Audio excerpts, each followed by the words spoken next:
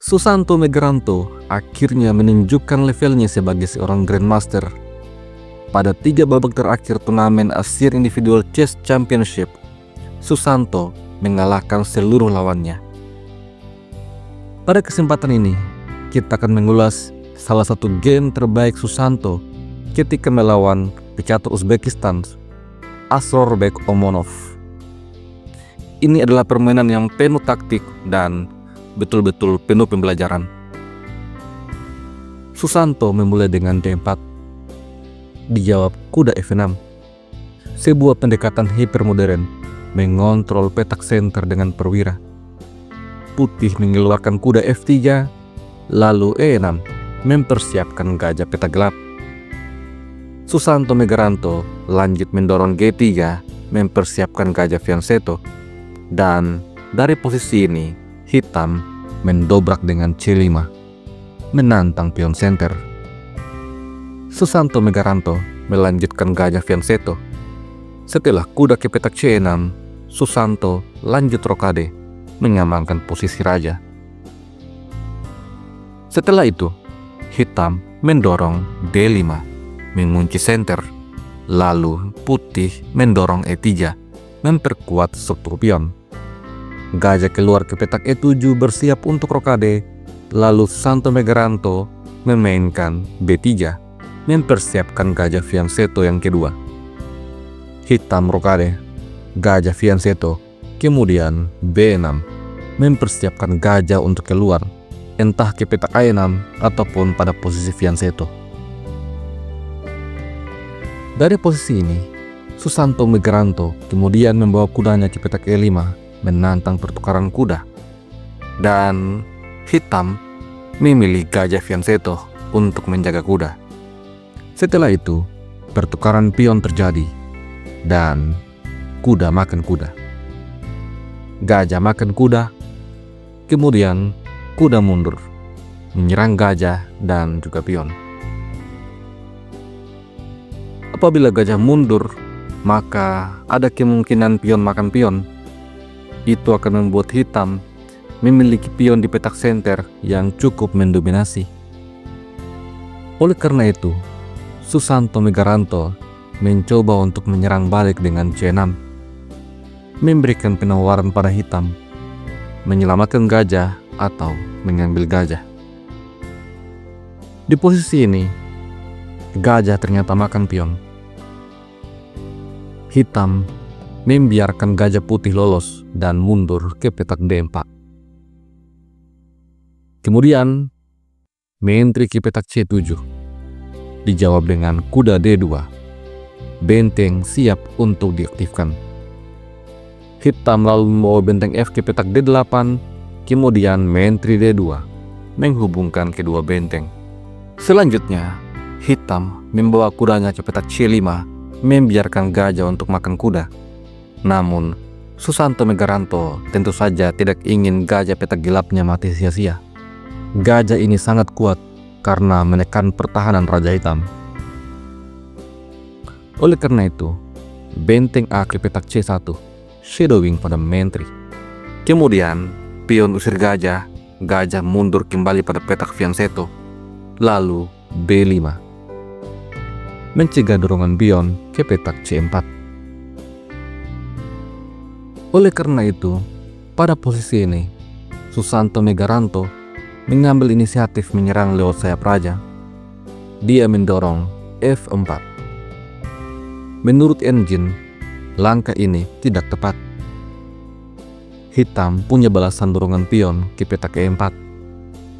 Akan tetapi, hitam memilih untuk menukar pion, sebuah langkah yang mengurangi keunggulannya. Susanto Megaranto mengambil dengan pion G. Dengan demikian, lajur G menjadi setengah terbuka untuk putih.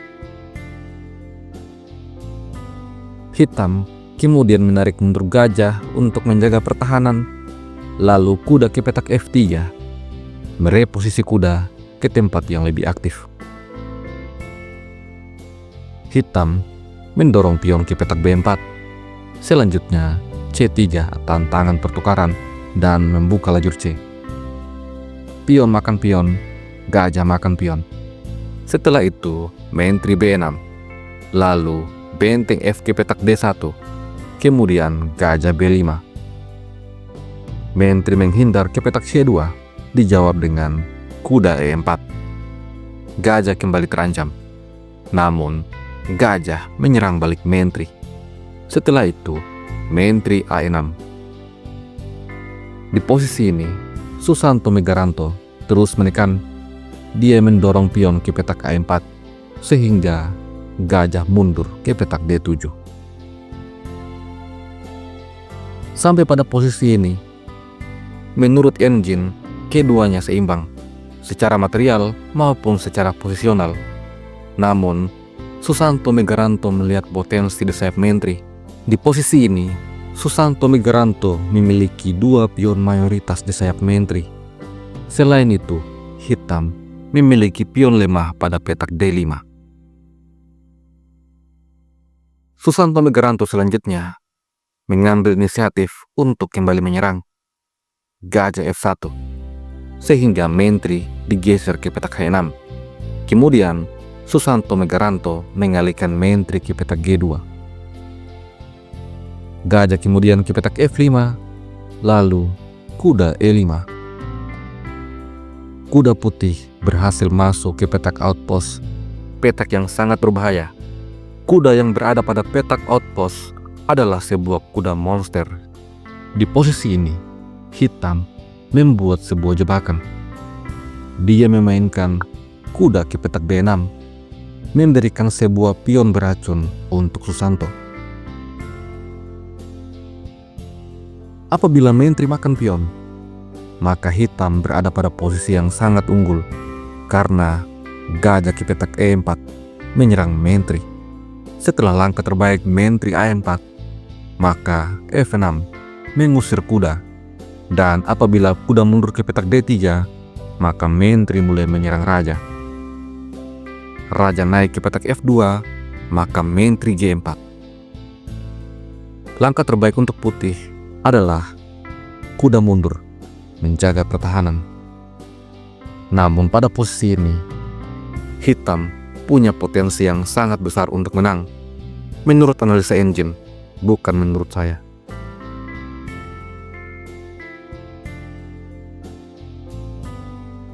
Tentu saja, Susanto Megaranto tidak ingin ada serangan balik. Di posisi ini, benteng ke petak C7 menekan pion. Lalu, gajah lanjut menyerang menteri. Menteri ke petak H3, tantangan pertukaran dan diterima oleh hitam. Gajah makan menteri. Selanjutnya, benteng D ke petak B8 menyerang pion. Di posisi ini, Susanto Megaranto membuat jebakan balasan dengan kuda ke petak D7, menyerang benteng dan gajah, membiarkan hitam untuk makan pion. Apabila di posisi ini benteng makan pion, maka kuda makan gajah. Setelah benteng makan kuda, ada balasan gajah C5 menyerang kuda. Apabila kuda lari, maka benteng akan jatuh. Dan apabila benteng coba untuk menjaga kuda, maka gajah makan kuda. Putih menang 1 perwira. Apabila hitam makan gajah, ini akan membuatnya terkena skakmat dalam 2 langkah. Benteng C8, skak, benteng menutup, lalu benteng makan benteng. Skakmat pun terjadi. Oleh karena itu pada posisi ini, hitam memilih dengan kuda E8 menyerang balik benteng, tetapi Susanto Megaranto punya balasan benteng makan pion. Kedua benteng hitam terancam. Benteng kemudian makan benteng, kuda makan benteng. Benteng hitam masih terancam dan coba untuk menyerang balik kuda dan juga pion. Tetapi kuda mundur ke petak D7. Serangan balik dan memberikan tekanan pada gajah. Di posisi ini, hitam kemudian mengambil pion. Susanto Megaranto merasa berada di atas angin. Perwira-perwiranya begitu aktif sedangkan perwira hitam begitu pasif, terutama kuda dan juga gajah. Selain itu, Susanto punya pion bebas. Oleh karena itu, tanpa ragu, Susanto Megaranto mendorong pion bebasnya. Hitam kemudian mengaktifkan gajah ke petak D6, lalu A6, kuda C7, lalu A7. Susanto betul-betul siap untuk promosi. Di posisi ini, hitam memainkan benteng ke petak A3, coba untuk menghentikan pion. Namun Susanto Megaranto menjawab dengan benteng C1, memberikan tekanan besar pada pertahanan hitam dan perwira-perwiranya.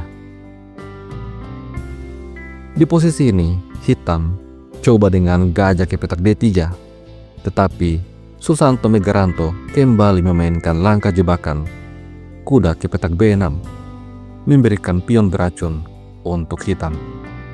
Apabila hitam mengambil pion bebas yang beracun ini, maka kuda ke petak C8, forking pada benteng dan juga gajah. Apabila benteng menyelamatkan diri dan coba untuk menjaga gajah, maka kuda makan gajah. Setelah benteng makan kuda, benteng makan kuda. Putih menang 1 perwira. Bagaimana jika gajah menyerang balik? Maka benteng C3, kedua gajah terancam. Benteng juga masih terancam. Begitupun dengan kuda. Hitam akan kalah 1 perwira. Oleh karena itu, di posisi ini, hitam mencoba dengan gajah C4. Namun selanjutnya, kuda makan gajah. Benteng terancam, dan oleh karena itu, maka pion makan kuda. Benteng kemudian makan pion. Di posisi ini, hitam coba untuk mendorong pion ke petak H5. Namun, Susanto Megaranto memainkan langkah pamungkas, benteng C6. Kedua perwira hitam terancam. Langkah ini membuat hitam menyerah. Apabila gajah lari, maka kuda akan jatuh. Dan apabila kuda mundur ke petak E8 dengan maksud untuk menjaga gajah, maka benteng C8, ancaman pada kuda dan ancaman promosi pion.